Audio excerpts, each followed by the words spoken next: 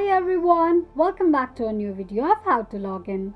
Today in this video, I'm going to show you how you can download your Bitcoin wallet on your Android device. Keep watching the video till the end. To download your Bitcoin wallet, firstly open up your Play Store.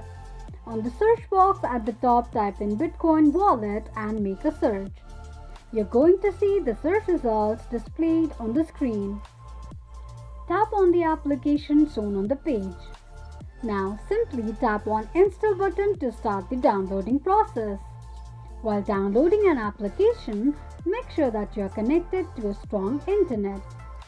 After installation process is completed, tap on Open button to launch the application. Open the application and that is how you will be able to download your Bitcoin wallet on your Android device quickly and easily just in few steps. If you have any thoughts or queries, let us know in the comment section. Don't forget to subscribe to our channel. Also press the notification bell icon so that YouTube will notify you whenever we post a new video. I hope this video was helpful to you. Thank you so much for watching.